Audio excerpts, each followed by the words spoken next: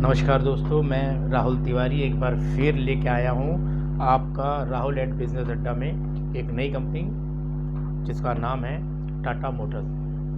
तो दोस्तों, जैसा कि आप सब जानते हैं कि मैंने अपने पिछली वीडियो में भी आप लोगों से बोला है कि हम वो बातें नहीं करेंगे जो सब लोग करते हैं, यानी कि इस कंपनी का बिज़नेस की डिटेल या इस कंपनी की जो फंडामेंटल डिटेल है। एक्चुअली ये सब तो आप बाकी सब वीडियो में जान चुके होंगे, तो हम करेंगे जो मेन बातें, जैसे क्या इसमें इन्वेस्टमेंट करना चाहिए, क्या ये शेयर जो है ये हमें लॉन्ग टर्म पैसा बना के दे सकता है, क्या ये ठीक समय है इसमें इन्वेस्टमेंट करने का, फंडिंग करने का, और इसका फ्यूचर क्या है।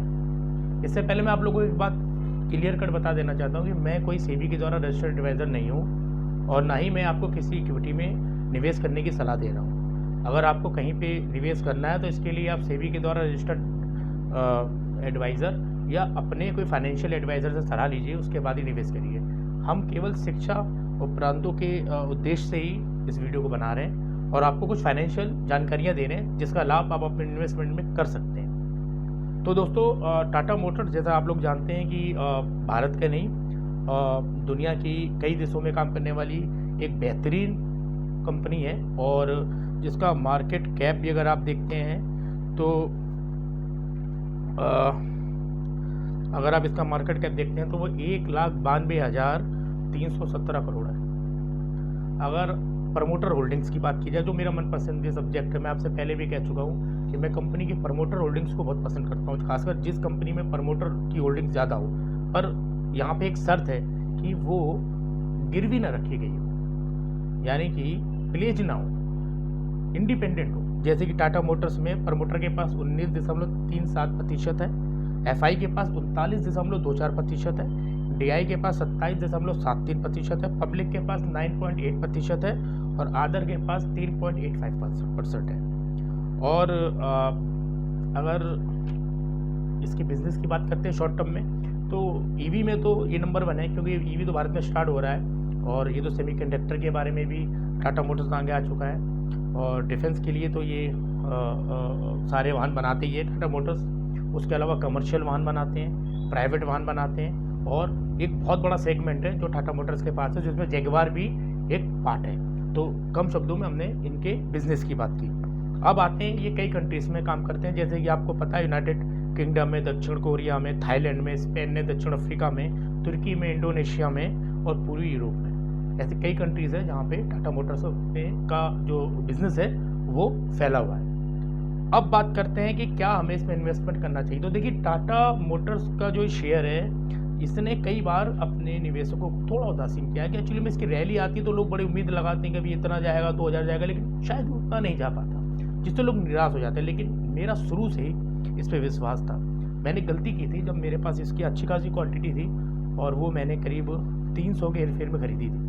उसके बाद उसको मैंने 400 के रेट पे बेच दिया। एक्चुअली मैं 500 तक गया था, पर थोड़ा जब गिरा तो मैंने उसको सेल कर दिया। ये मैं अपनी गलती मानता हूँ, लेकिन मुझे फिर एक मौका मिला और मैंने 380 रुपये के रेट पे एक ठीक ठाक क्वान्टिटी इसमें इन्वेस्टमेंट की, जो मेरे जो टोटल पोर्टफोलियो था उसके हिसाब से ठीक ठाक थी अकेले।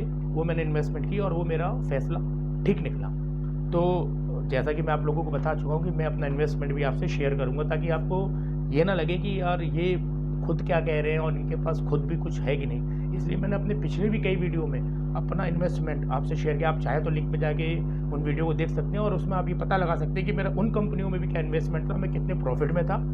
तो टाटा मोटर्स में मेरे पास अभी 270 शेयर हैं जो 385 के रेट में। अभी वर्तमान में टाटा मोटर्स 624 रुपये में चल रहा है जब मैं ये वीडियो बना रहा हूँ, यानी कि 14 जुलाई 2023 में जो टाटा मोटर्स का शेयर है वो 624 रुपये में और मेरी इसकी खरीद 385 रुपये है। मैं 62% की ग्रोथ टच कर रहा हूँ प्रेजेंट में इसमें। इससे पहले पास्ट में भी मैं इसमें अच्छा खासा पैसा बना चुका हूँ, ऐसा नहीं है। तब मेरे पास क्वांटिटी इससे भी ज़्यादा थी और उसको मैं सेल कर चुका हूँ। तो जैसा कि मैं आपको बता चुका हूँ कि टाटा मोटर्स एक बहुत बड़ा फंडिंग है।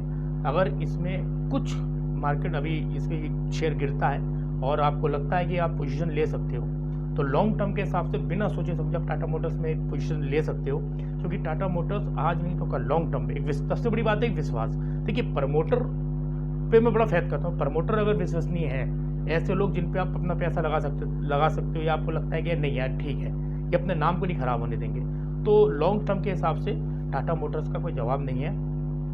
और ये एक ऐसी कंपनी है जिसमें इन्वेस्टमेंट बनता है, क्योंकि ईवी सेक्टर भी भारत में जो आ रहा है उसमें मुझे नहीं लगता कि अभी कोई टाटा का मुकाबला कर पाएगा। ये मेरी निजी राय है, क्योंकि टाटा जिस स्पीड से चल रहा है, चाहे वो सेमीकंडक्टर हो चाहे ईवी हो, कमर्शियल में तो है ही है, इस कमर्शियल में तो ये है ही है, और डिफेंस में भी इनकी अच्छी खासी सप्लाई है, ये तो आप लोग जानते ही हैं। तो आने वाला फ्यूचर में टाटा मोटर्स एक अच्छा जंप करेगा, और वैसे भी लास्ट ईयर अब ये प्रॉफिट में भी आ गई कंपनी। तो ओवरऑल कहने का मतलब है कि टाटा मोटर्स इज़ गुड।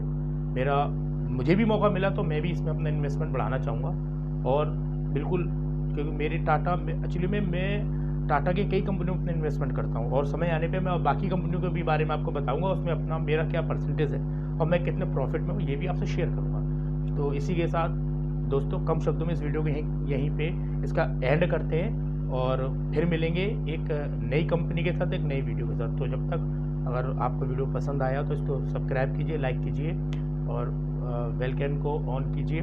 और अगर आपको कोई गलती लगती है, आप कोई सुझाव देना चाहते हो, तो आप लिंक में जाके मैसेज कर सकते हैं, या मुझे डायरेक्ट भी बता सकते हैं। मैं अपना कुछ समय के बाद अपना नंबर भी शेयर करूंगा, जिससे आप अगर कोई ऐसी कोई सलाह है तो उसका वेलकम है। तो दोस्तों, अगले वीडियो में कुछ नई चीज़ें लेकर आएंगे, ठीक है? तब तक के लिए नमस्कार, गुड नाइट, थैंक यू।